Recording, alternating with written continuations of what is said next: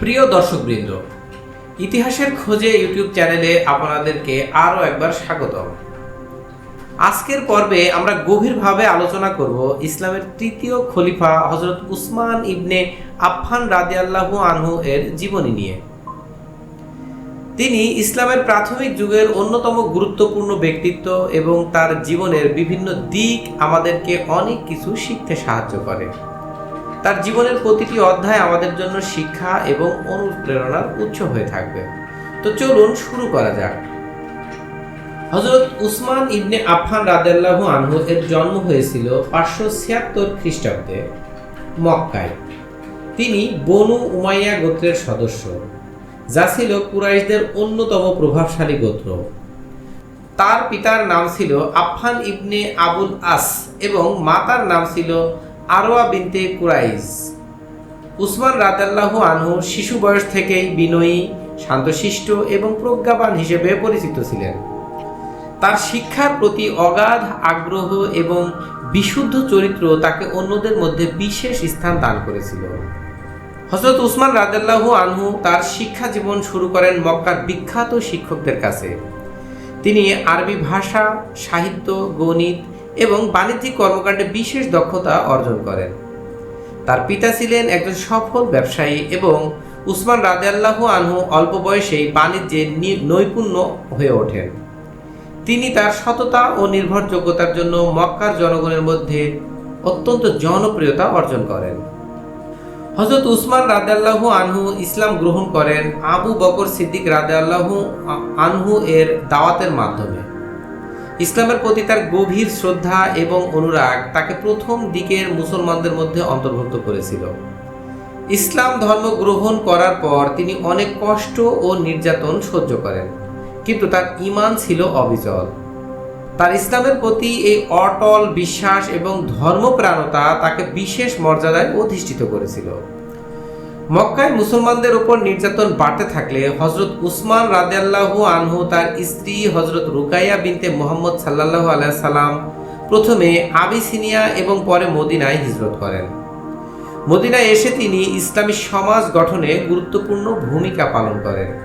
তিনি মুসলমানদের মধ্যে ঐক্য ও ভ্রাতৃত্বপূর্ণ সম্পর্ক স্থাপন করতে সহায়তা করেন এবং মদিনার অর্থনৈতিক উন্নয়নেও বিশেষ অবদান রাখেন। হযরত উসমান রাদিয়াল্লাহু আনহু সম্পদশালী হওয়া সত্ত্বেও তিনি তার সম্পদকে ইসলামের জন্য ব্যয় করতে একটুও কুণ্ঠাবোধ করেননি। তিনি রমা কূপটি ক্রয় করে মুসলমানদের জন্য উন্মুক্ত করে দেন এবং তাবুক অভিযানের সময় তার অসামান্য দানশীলতা প্রদর্শন করেন। তার এই দানশীলতা এবং উদারতা তাকে মুসলমানদের মধ্যে আরও প্রিয় করে তোলে। তিনি মসজিদের নববীর সম্প্রসারণে গুরুত্বপূর্ণ ভূমিকা পালন করেন এবং দরিদ্র ও অসহায়দের সাহায্যে তার সম্পদের অধিকাংশই ব্যয় করেন। 644 খ্রিস্টাব্দে হযরত উমর রাদিয়াল্লাহু আনহু এর শাহাদাতের পর মুসলমানরা তাকে তৃতীয় খলিফা হিসেবে নির্বাচিত করেন।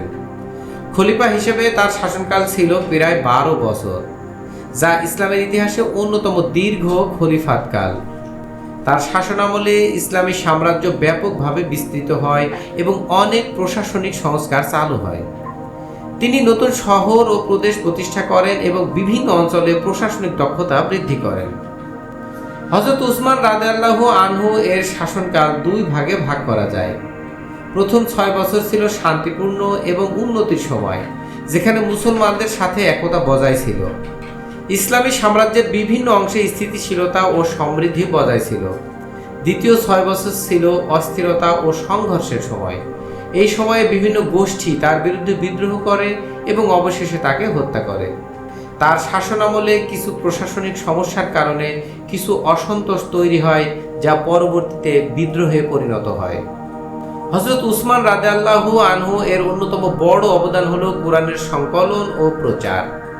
তিনি বিভিন্ন অঞ্চলে কোরআনের পাঠ ভেদ নিয়ে বিভ্রান্তি এড়াতে একক পাঠে কোরআন সংকলন করেন এবং তা বিভিন্ন প্রদেশে প্রেরণ করেন। এই প্রচেষ্টা ইসলামী ঐতিহ্যের সংরক্ষণে অত্যন্ত গুরুত্বপূর্ণ ভূমিকা পালন করে।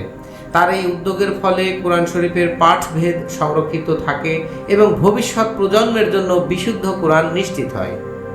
656 খ্রিস্টাব্দে তার বিরুদ্ধে বিদ্রোহ তীব্র হয়ে ওঠে এবং অবশেষে বিদ্রোহীরা তার ঘর আক্রমণ করে তাকে শহীদ করেন।